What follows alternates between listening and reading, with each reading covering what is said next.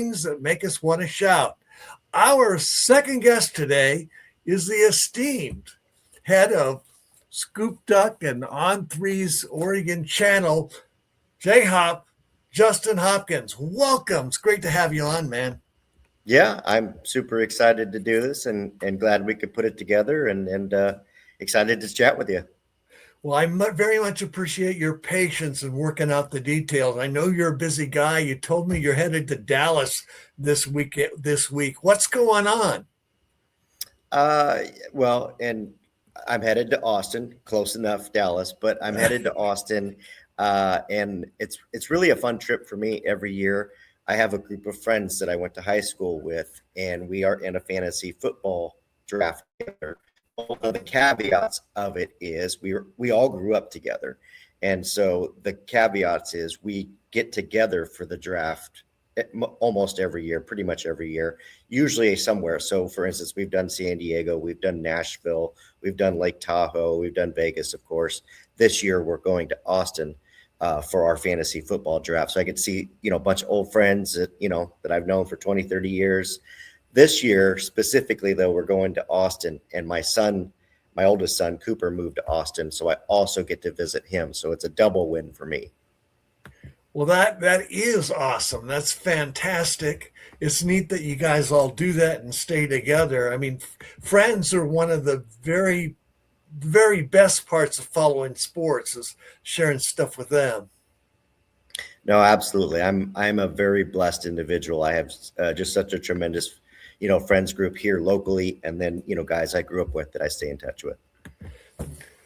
J Hop, you posted a picture today of you with your other son, your younger son, out on the golf course yesterday, and it was a rite of passage because he beat you for the first time.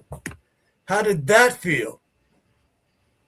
Yeah, yeah, that was something else for sure. No, he had a great round. He had a chip in from about 60 yards. He had a par streak going. I think he was 3 or 4 holes. He'd made par, and he got to one hole. He's like, "Oh crap, I'm in trouble." And I shot well too. I was parring most of my holes, but he had a chip in from about 60 yards to save par to keep his streak alive. So just a really fun day, and the weather was nice, and it's just really nice to enjoy that kind of time with my son as well.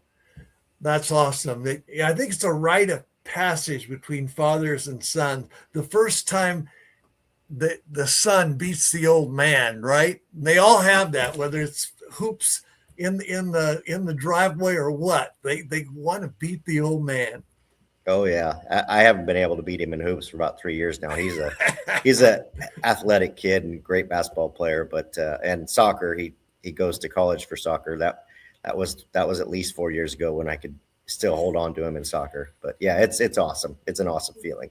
That's fantastic. Well, the other thing I want to be sure and do before we dive into Oregon football, you are the recruiting insider and the guy with the juice here in the Oregon market is compliment you on that beautiful head of no hair. Yeah, had to give that up, 5, 6 years ago, and luckily I have a fairly good shaped head, so it doesn't look awkward when I don't have any hair up there. But You've got a great head. You don't plenty of need it hair. here. Yeah, I got a nice beard to set it off. So the masculinity is intact. That's a great tactic. Right. Yeah. Yeah. Together, the two of us look like the most beautiful icon in a wee bowling tournament. Yeah, no kidding, huh? Yeah, yeah. All right. You're the man with the juice, the owner of Scoop Duck, an affiliate of On3 Sports. So let's get to it. What can you tell me about Oregon football, Oregon recruiting that you can tell me and not have to kill me afterwards? How about this? Oregon's going to be really good this year, right? No, that's not a state secret by any means. Actually, just before you and I, started our recording here, I did finish an update on Scoop Duck, and it was an intel piece based on Oregon's first fall scrimmage, which happened on Saturday. It was closed to the media. There were virtually no people there that weren't a part of the football organization, which sometimes you get like a couple coaches or a couple bigger donors or whatever, but there was, some pretty good intel that I had in there about some guys that have really stood out. I think the one thing I'll share from it, all eyes are on the offensive line right now, right? It continues to kind of be the biggest question mark for Oregon. And I did share that intel piece. I won't say the specific names, but I think there's going to be some surprise guys starting against Boise State in some positions most are not expecting. So hopefully I can continue to expand on that in the coming weeks. But I do think that's something, Oregon fans will be surprised about. That's good intel and an interesting thing. I trust Ali Terry. He's definitely earned it after 3 straight Joe Moore Award finalists. Yeah, no, I'm with you too. He's going to get it right, and that's the key, right? You're going to mix and match these pieces to try to figure out the best 5, and that's what this time is for. So just because they don't have an answer today doesn't mean he won't get it right in 2 weeks when they, get ready for Boise State. Got a great group of talented big guys to work with for sure. I had John Tofey on the show last weekend. Man, Tommy Tofey and his dad, what an outstanding family. I'm looking forward to watching his story unfold. Yeah, that's a guy that, at least at Scoop Duck, we've been promoting since the spring, based on intel, just that young man showed up ready to work, has the profile, the build, the work ethic, to contend for a starting spot this year. So I'm not guaranteeing he'll get one. I would guarantee you'll see him early and often in the rotation, worst case. But, that's an exceptional young man. And I don't want to say, this is pretty exceptional. I don't want to say he's an ex-Panay Sewell, but reminds me of Panay Sewell that did show up and, immediately raised eyebrows. And obviously we know how that story turned out. Definitely. Justin, he's got the feet, the size, the frame, the basketball background, the work ethic, and the family structure to be a really fun player to watch for the next 3 years. Yeah, I think one of the things that this Oregon staff really prioritizes when they're evaluating and recruiting is pedigree, right? You look at the pedigree. You had John on. He was an exceptional athlete in his own right. So you start looking at that lineage and the bloodlines. You say, hey, look, this kid's already got the build, the physicality, the size, the athleticism. And by the way, his dad, his mom, whoever, his uncle, grandpa, played in the NFL or played, college ball or whatever the case might be. So I think those were some of the, things that because Oregon prioritized Tofey, even though he wasn't a 5-star or even necessarily a super high 4-star at the time, but they prioritized him in a way, like that. I think that's a great testament to Oregon recruiting and evaluation and the way they look at the whole player and, how he speaks to his mom, how he works out what his goals are. They not only recruit the talent, they recruit the talent that has a purpose. Yeah, character matters, right? We've seen locker rooms that, just don't get along or whatever the case might be. And I think that's something that, Dan Lanning really prioritizes is making sure that, hey, we recruit these really good players, but we also want a really good locker room. We want a strong culture. We want guys that aren't going to go out and get in trouble on Saturday night or whatever the case might be. And I think that's another important piece of the evaluation process. Great point. By the way, folks, before we go any further, one of the priorities we have, we're a brand new website with all of 45 followers on YouTube. So, but one of the things I wanted to establish early on this website is that when we have a guest, we want to welcome them. We want to feature them. So you'll see in the crawl that we don't have the links that please like and subscribe. We don't have any of that stuff. We have the links to the folks who are visiting us today. And I wanted to point out, we have there a graphic. There's a special right now on Scoop Duck, 75% all season long. If you act within the next little time, they have a special offer, special season. You don't want to miss out. For $29.99, you can have a full season of Scoop Duck, all the content from Justin, Max Torres, and the rest of the team over there. They do a tremendous job of giving you an inside look at what's going on in practice and what's going on in recruiting. And great value for Duck fans. So I wanted to be sure to highlight that because we really appreciate having Justin visit us today. Yeah, I appreciate the plug with that. I will say it's a great opportunity for somebody who isn't sure.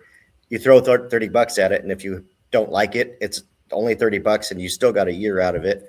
I do like that we're having the promo before college football season because usually everybody does their sales after. So like, you want to go get Christmas decorations or whatever, and we're basically giving it to you before Christmas, which is college football season.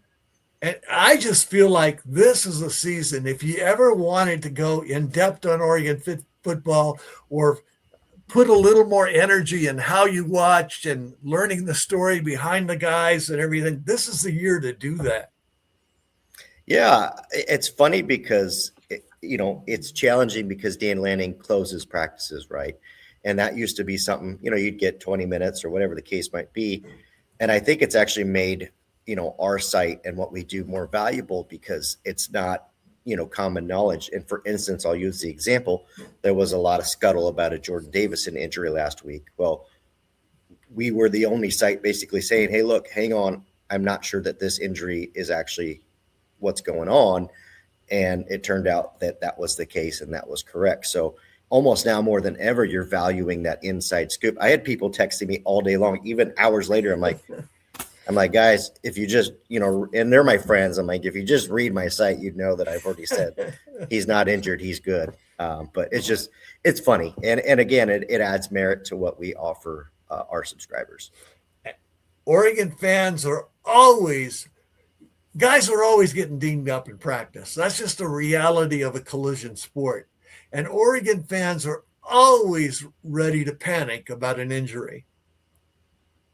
Yeah. I think I would call Oregon fans, I would call us the most nervous, pessimistic bunch in college football because, I get it.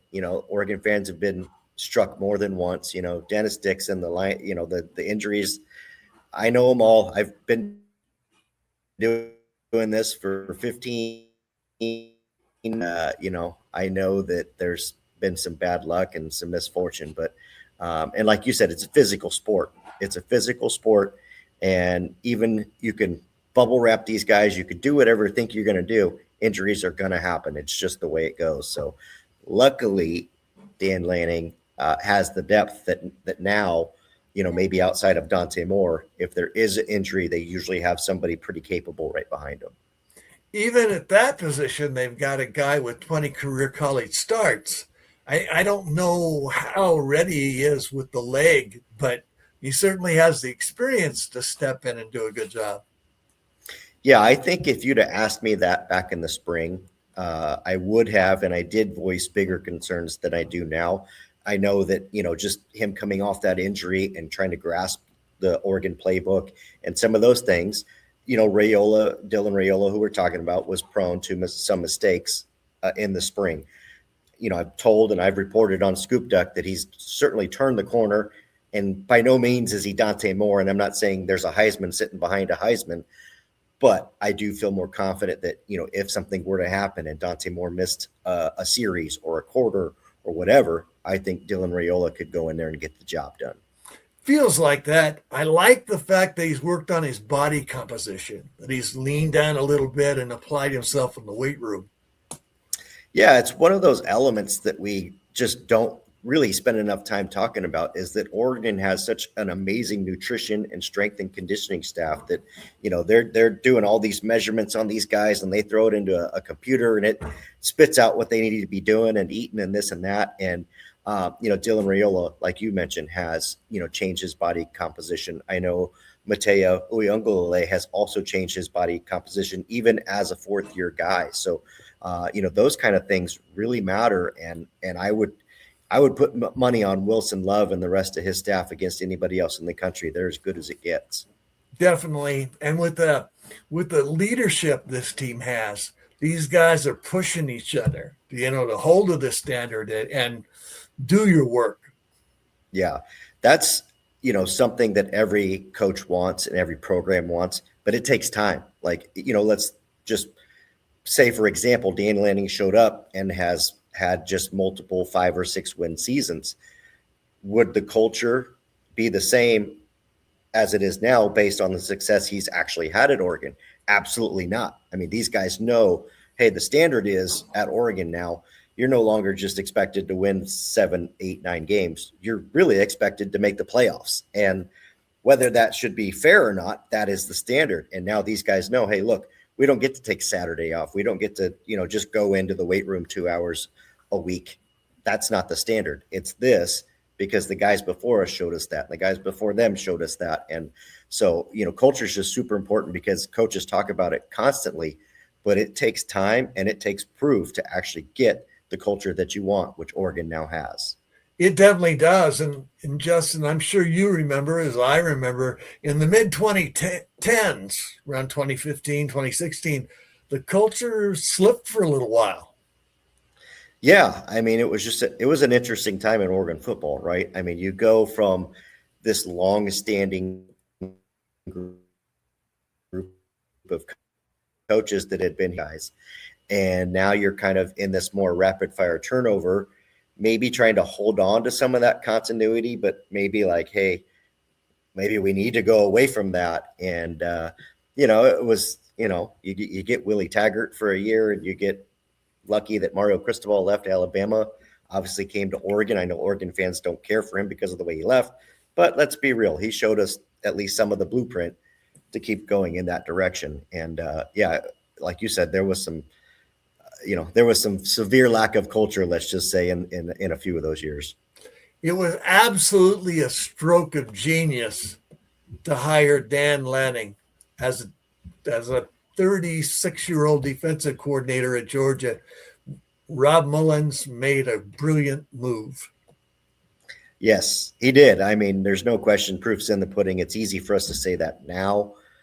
It felt like an interesting hire at the time, a relative unknown, a young guy, like, hey, is he ready? But I do know, and I will say, he doesn't do it often, but that was one case where Phil Knight was probably a little bit more involved than usual. We know Phil, for all the funding, the NIL, all the things he's done for Oregon football, he's what I would call a pretty nice booster, because you go to Texas, or you go to Texas A&M or LSU, and some of those boosters, they donate their money and they have pretty big demands that go along with it.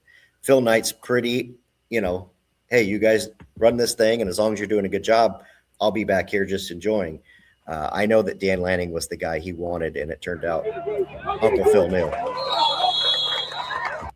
I apologize, Justin. I'm still learning how to use my new toys, and that was a definite glitch. I'll cut that part out. That's okay. You're ahead of me. You're right about Coach, and I always admire the job you and Max and Zachary and Eric Scopel do covering a guy who doesn't. He was really gifted at not saying very much when he talks. He closely guards the secrets of the program. Yeah, no, it's very interesting and very unique. Just the relationship Oregon has with Phil, and then some of the coaches that they've had along the way. I will say this, that Oregon as a whole is generally one of the more closed off universities, of the major programs around the country. There's definitely a lot more openness at a Texas A&M or a Texas or an LSU, like I mentioned, Florida, Georgia. Well, maybe not Georgia, but it's certainly more of a Nick Saban blueprint, because as we know, Nick Saban was obviously very, very closed off, and the program was closed off when Nick Saban was there too. Yeah, Coach, I respect it because he gets incredible results, but Coach Lanning definitely likes to control the narrative and the information. I mean, you cannot ask him a question about injuries, and you cannot ask him a question about depth chart. That's why the way you guys, Max, yourself, Eric Scopel, Zachary Neal, the way you guys develop those sources and that inside information, that makes it even more valuable. Yeah, definitely. There's a nuance or an art, if you will, to handling some of that, because there is certainly a line. And, I know in the past I've had information on things, injuries, whatever, that I haven't been able to report or share, but that's part of the balance of, hey, when I do get information, for example, like Jordan Davidson's injury that I'm able to share, it makes it that much more valuable. But yeah, it's definitely a delicate balance, and it's a lot of fun. A bit of a tightrope act. It's definitely kind of cool how you guys do that. Okay, I put up a little slide here with a little extra noise we shouldn't have had of Brayton Feaster, who committed Friday on the Pat McAfee show. This guy looks like an animal. Yeah, this is a guy the staff's super excited about. You look at him just from a physical standpoint, and you say that guy's still a senior in high school, right? I mean, it's just one of those guys. And I think, linebacker as a whole has fallen under a scope, at Oregon under Lanning, because Lanning has such a good history with, outside linebacker, edge players, linebacker, just as positions that he's coached in the past. But the recruiting has been kind of mixed at the position since Lanning's been here. But this year's been different. Obviously, you look at a guy like Feaster that they were able to add late, 6'3", 200 and all of 235 pounds, probably closer to 240, just an animal. And you pair him with Toa Sateli and some of the others. This is a really good linebacker haul for Oregon, and really, I think, puts the future of the position in great shape. Young man has a 41.9-inch vertical leap. He can bench press the NFL standard of 225 44 times, and he's 18 years old. Yeah. Yeah. Some people, I know that there's been some scuttle about, oh, this guy's already peaked, physically. It's like, that's okay, because he peaked pretty damn high. So that's the way I see it. So yeah, maybe this kid doesn't show up and gain much weight at Oregon. He doesn't need to. Maybe this kid doesn't show up and improve his vertical. He doesn't need to. He just needs to show up and learn the playbook and avoid injuries. That's basically his job now. Well, I'm not a professional journalist, so I totally buy into the hyperbole. This young man could go to the NFL Combine in April and be one of the top linebackers on the board in terms of his testing. That's incredible. Yeah. I mean, again, and that's another one. I don't know if you watched him commit on the Pat McAfee show, but even Pat McAfee says, holy cow, look at Dad. He could definitely still get after it. And then, who's that behind you? Holy cow, that's your little brother. But again, it goes back to what I was talking about with you earlier. Pedigree, bloodline. You start looking at these guys, you look at who their dad is, who their uncle is, whatever. It's like, oh man, these guys have the genes. They're blessed. And, that's, again, another part of the evaluation process for Oregon. Good point, Justin. Not only the genes, but he comes from a family culture of competitiveness, of work.